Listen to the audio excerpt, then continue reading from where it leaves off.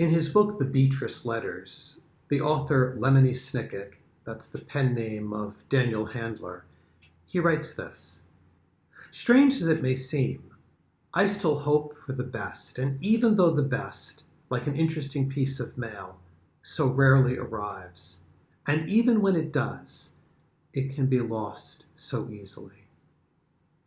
Now, my desire is not to criticize or complain in this video about the U.S. Postal Service, but have you noticed that lately it's taking longer and longer for mail to get to its destination, packages to arrive when we thought they were going to arrive? My mother lives about 40 minutes from here, depending on the time of day and the traffic, but it's about a 40-minute drive. I mailed my mother a Christmas card. It took 3 weeks for that card to get into her mailbox.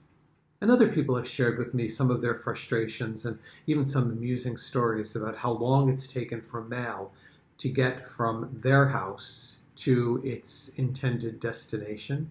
I know some people have told me they're still waiting for packages to arrive from another part of this country to their own home. Maybe they'll get those Christmas packages for Christmas 2021. Now, I'm well aware that the pandemic has caused a lot of challenges for everybody, no matter what their jobs, and certainly I suspect for the Postal Service.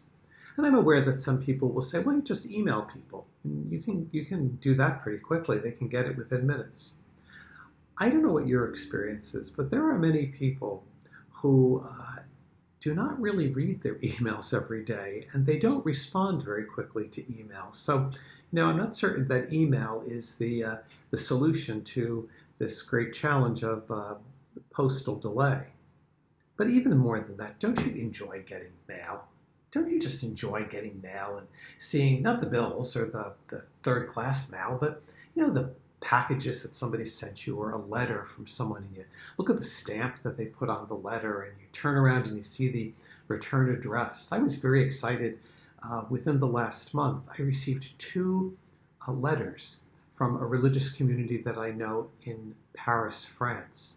Interestingly, those letters got here quicker than some other mail here in the United States. But there's just this sense of excitement when you get mail, and especially when it's personal mail to you. Since we've returned to ordinary time, the reading for the daily Mass, the first reading, is from the letter to the Hebrews. And we're not really certain how long it took for the author to write the letter and for the people who are receiving it to actually get it. Part of the challenge is we don't know who the author was, and it is unclear as to who the recipients were of that letter. What we do know is that the author writes in a very highly polished Greek, and he's very familiar with the Hebrew scriptures and the Hebrew tradition. The other thing that we know is that the people that he was writing to were apparently Jewish Christians, and it is believed that they may have lived somewhere near or in Jerusalem. Now, the truth is this: that letter didn't just arrive once. That letter arrives century after century in so many different places, to so many different people, to us. And in it, it contains a message in which we are encouraged to hope for the best, to hope for the best. One of the reasons that the author wrote this letter, it's believed, is because he wanted to really show and affirm that Jesus is the Messiah. He is the promised one of God. Now, the author was writing apparently to people who had trouble accepting this, because they believed that when the Messiah came, he would be a militant king, one who would vanquish the enemies and who would establish a whole new government and a whole new kingdom. But instead, Christians are preaching about Jesus, a Messiah who is pretty ordinary looking, and one who they thought maybe had a message that was a little like a third-class mail sort of message, not really dynamic in the sense of overtaking and overpowering the enemy. In fact, he doesn't come to destroy the enemies. He actually preaches love to them, and they ultimately kill him.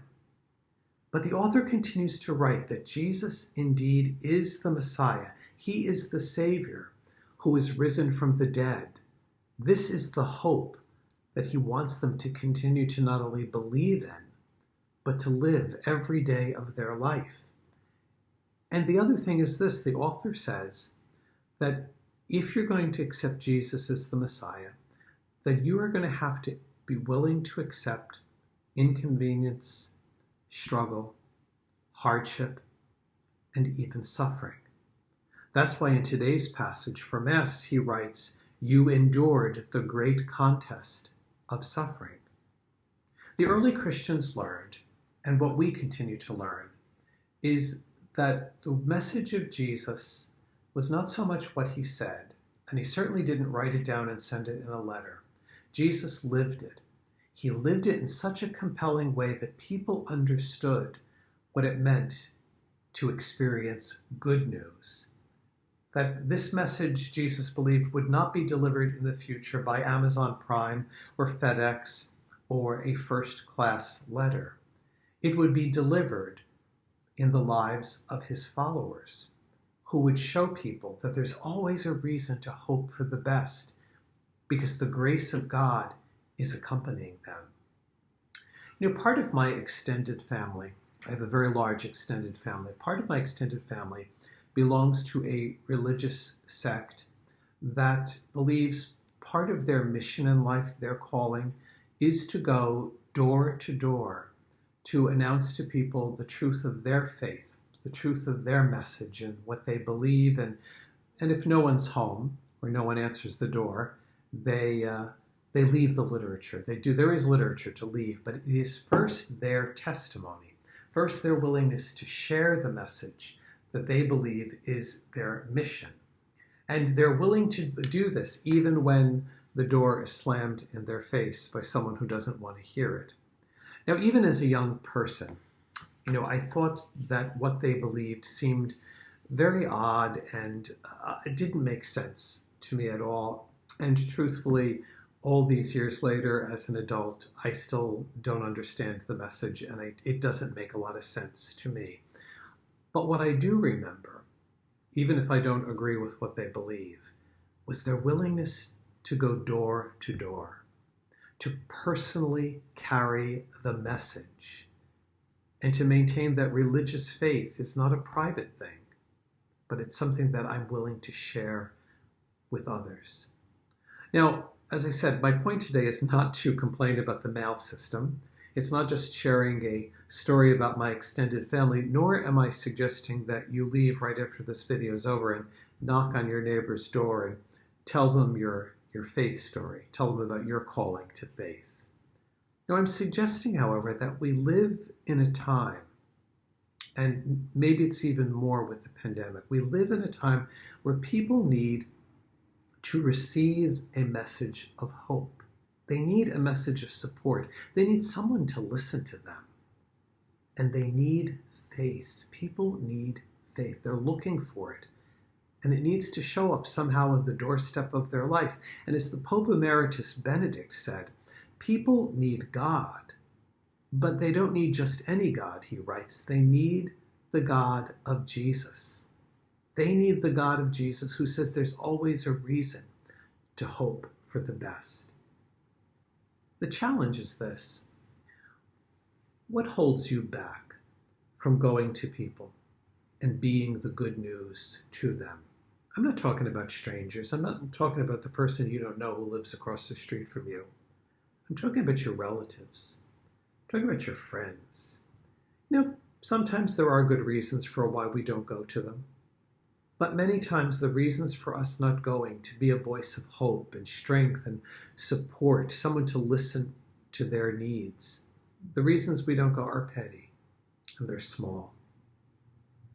There are people that you know that I know who are waiting for a good word. They're waiting for an uplifting word.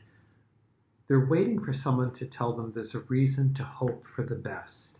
We live in a world right now that is plagued by so much noise and division, and everybody's outraged about something, and everybody's talking over one another. In that world that we live in now, who needs you to come to them? To come to their doorstep, perhaps, and bring them an experience of peace, an experience of hope, maybe to speak a word, a good word, that they need to hear. If you would be willing to do that today or in the weeks ahead, it might be the best news they've ever received.